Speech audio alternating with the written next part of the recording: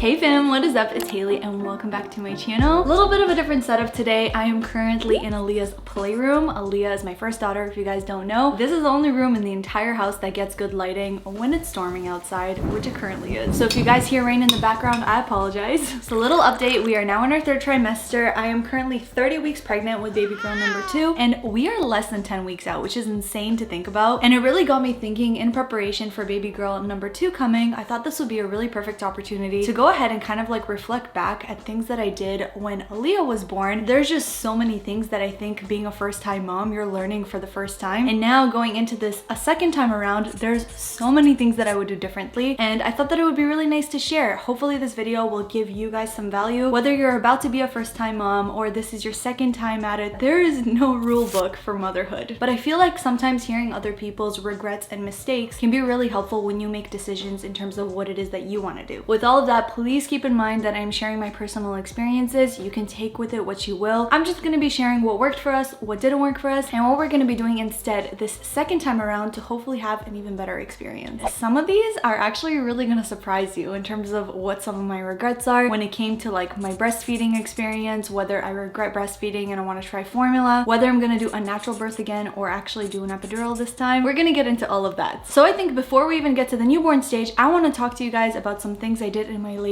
the first time around with Aaliyah. The first thing I definitely regret not doing is prepping my diaper bag early enough. I feel like I literally left it until like my due date, which was not ideal because there's a bunch of stuff in there that I forgot to pack for the hospital. And something else that you may want to consider if you're going to be having your spouse in the room with you, if you ask like the nurses or the doctors for anything, they're ready to help supply the mom and the baby with whatever they need, but not the spouse. We didn't pack a toothbrush for him or deodorant or a change of clothes, anything like that. So definitely make sure not to only pack yourself and the baby a good amount of hospital supplies, but also for your significant other who's going to be in the hospital with you. Definitely something I'll do this time. Last time, my whole experience while I was pregnant, I was with a midwife, first of all, which was not a doctor. And let me just say, my situation in Canada was because I was a citizen, healthcare was 100% free. So I was actually able to go with a midwife, and I really loved the midwife experience because I feel like every time I came into the appointments, they just took so much more time with me. They sat with me for like the full hour. The appointments were like not rushed whatsoever. I got to ask all of my questions. This time around, Erin and I are actually having this whole pregnancy in Florida, and based on our insurance, I really was only able to go with a doctor or like an OBGYN. I feel like with a doctor, it's definitely a lot quicker. It's a lot more like in and out, and they really like just check, make sure there's a heartbeat, make sure baby's growing, and like you're out. There was not much talk about what kind of birth plan I wanted or what kind of experience I wanted. So last time around, I wanted to have a natural birth. I really didn't want to do the epidural, mainly because I heard from a lot of people that when you do an epidural, you have like back pain after, and sometimes you don't feel your legs, so because of that, like it's very difficult to push, and all of these things kind of like scared me off from wanting to do an epidural. I ended up doing a natural birth because when I got to the hospital, I was 6 centimeters dilated. So I thought to myself, okay, if I'm already 6 centimeters, like how much longer can it be till I get to 10? I was like, I can do this, let's go, unmedicated, we got it. Little did I know that the closer you get to 10, the more intense the contractions become, the more painful it becomes. And while it was definitely bearable, I do feel like having all those contractions unmedicated made me so exhausted. Like I was so tired by the time I actually had to push that when Aaliyah actually came out and they put her on me, like I just wanted to sleep. I was so tired. I'm very proud of myself, I guess, that I was able to do a fully natural birth. So with that being said, this time around, I'm actually a lot more open, surprisingly, to getting the epidural. I really want to do whatever is the most comfortable for me, and I just don't want to be as tired and as defeated and as exhausted as I was after the first experience, because I felt like I just had no energy for baby at all, like in that first week. Ooh, and a quick little note in terms of the labor as well. Because of the fact that I injured my tailbone last time giving birth on my back, this time around, I really want to see if I have an option of maybe birthing in a different position. If you do an epidural, you are more limited because you can't feel your bottom half. So most of the time, I think you do need to lie down. But let's say I get to the hospital and I'm okay and I decide not to do the epidural. I want to try different positions. Whatever I can do to put less pressure on my tailbone so I don't have that injury again, I will definitely do.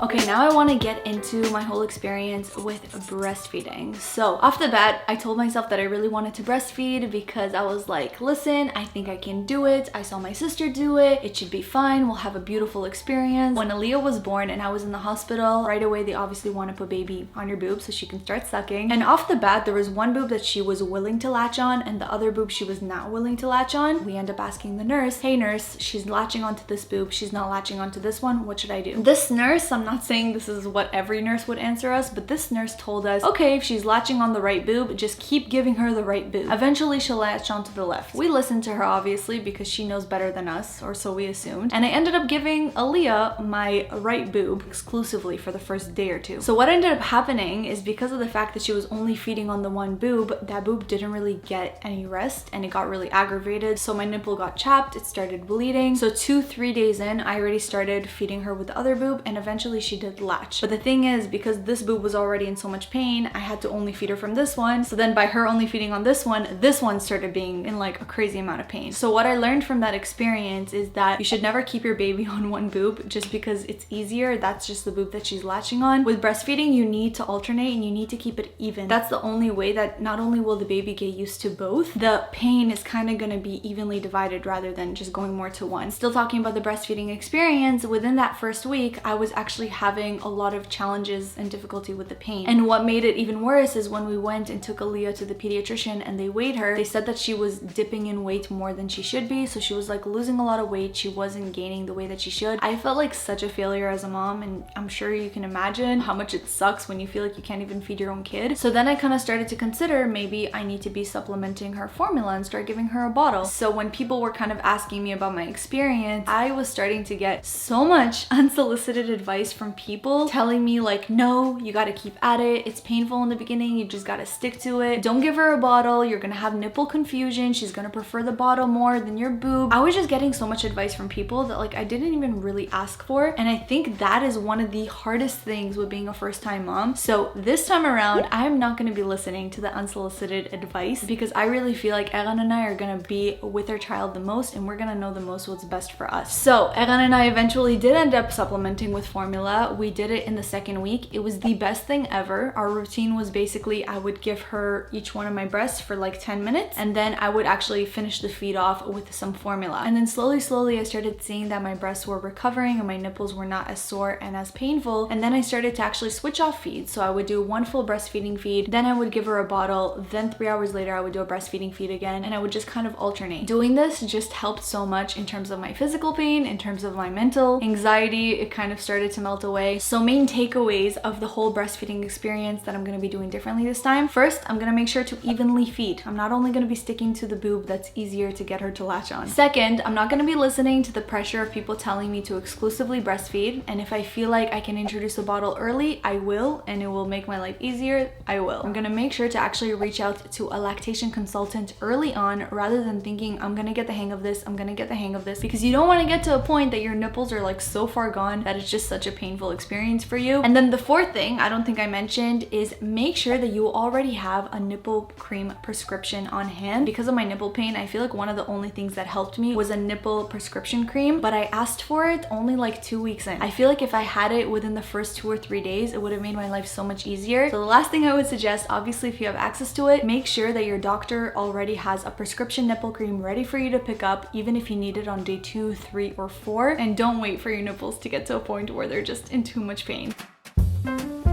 So when actually bringing baby home and having the first newborn experience in those first couple of weeks, there's a bunch of stuff that I would do differently. First, I already told you guys I'm not going to be listening to unsolicited advice. With that, something I used to hear a lot from people is that I shouldn't be holding my baby as much because you don't want to get her used to it. I learned over time through a lot of experts that there's no way that you can spoil a newborn. Think about it. Baby's been growing in your belly for so long. They're so used to being so close to you. For now, all of a sudden, for you to feel like you need to discipline them and like keep them away from you as much as possible, it's not always ideal.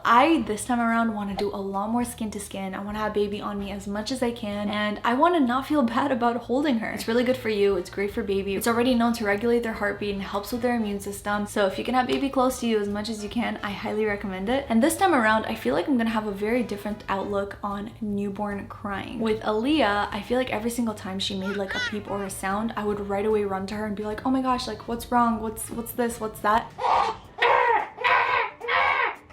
Something that people don't realize, newborns don't communicate except for crying. Literally crying is the only way that they explain themselves, whether they need to be fed or they need to be changed or whatever. And I feel like if you just run to your newborn every time you cry, sometimes you're also gonna have challenges getting stuff done. So finish what you're doing. If you're in the bathroom, finish up in the bathroom. If you're making yourself a sandwich, make yourself your meal. It will take 2 seconds and then you can pick up baby and you're gonna feel a lot better.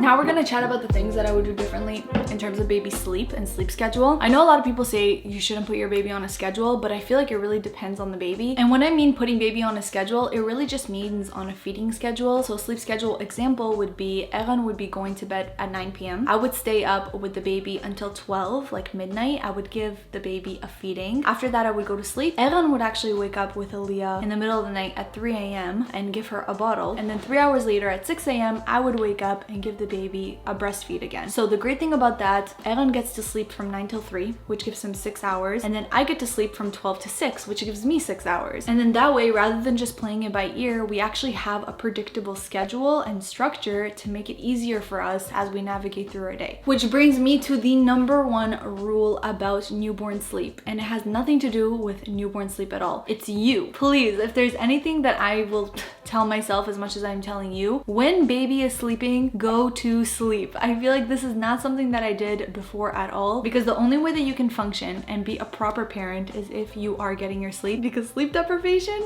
it's not fun. And then the last kind of category I want to talk about is just overall prep when bringing baby home. First, I focused so much on preparing baby's nursery. I just wanted it to like look perfect and look nice and be ready for her once she came home, without realizing that in the beginning stages, you're probably not going to be putting your newborn in the nursery. They are most likely going to be spending it in the room with you. So she's not even going to see the nursery in the beginning. Don't worry about it. This time around, I'm going to make sure that our bedroom is ready for it and we kind of have like a safe space for the baby and for us to be able to maneuver around the night. And then something else that would be incredible to have set up and ready beforehand is your meals. And I did mention in my last vlog, there is nothing that you want to do less than cook during the newborn stage. And a lot of people I do know like have help. Maybe you can have your mom come over and help you cook, or your siblings. There's 2 things that I would suggest you to do beforehand, before baby even arrives, so that you're set. #1 would be to prepare some freezer meals. You can just pop it in the oven or pop it in the microwave, or just like put it on a pan and you're ready to go. And then another option, if you don't want to do a freezer meal or on top of a freezer meal, is something called a meal train. Spoke about this in my last vlog. It is the best concept ever. It's basically a website that somebody can go ahead and set up an account for you. You can share the link with your loved ones, kind of like a registry, I guess, and people can actually sign up to sponsor meals. Whether that be they make something themselves and they just drop it off, or they can ask you what would you like and they can order you like Uber Eats or something. It is really the best thing ever. Eran and I really loved having this in our first month because every single day we were fed and every day we got different food, which was really great also, and it arrived hot and nice and fresh and ready to go. There was nothing better than that. It's really the best help and the best gift that anybody can give like a new family. So I think anybody would be down to sign up for something like that. Those are all like the practical tips that I have for you guys and the differences of things I would do this time around. And I guess to end off this video, the last thing I wanted to mention I would do differently this time around is to really just spend a lot more time taking in and embracing the newborn stage. It just goes by so quickly. Like, I want to take my time, do a lot more skin to skin, take a lot more photos, take a lot more videos. I really want to embrace the newborn stage a lot more. And otherwise, that's pretty much everything that I have to share with you guys. Comment down below if you guys are watching this, whether you're pregnant or you're looking to get pregnant, or you just have multiple kids, or you're just someone who's excited to be a mom in the future. Let me know down below what your stage of life is right now. And if you are watching up to now, you're a real MVP. We love the ones that stick around to the end. Really random, but how about you comment down below pink lemonade if you made it to this point? That's how I know you stuck around to here. But I love you guys so much. If there's any other moms or anybody else that has more advice to give, or some things that you feel like you regret doing or you would do differently if you had another child, let me know down below. Give me advice just as much as I try to give it to you guys, because this is a community. I love it when we talk. So please let me know your thoughts down below. Subscribe down below if you haven't already to join the amazing Hey family. I love sharing this journey and throwing in these like pregnancy content videos every once in a while. I feel like it's fun because this channel is all about my life, and this is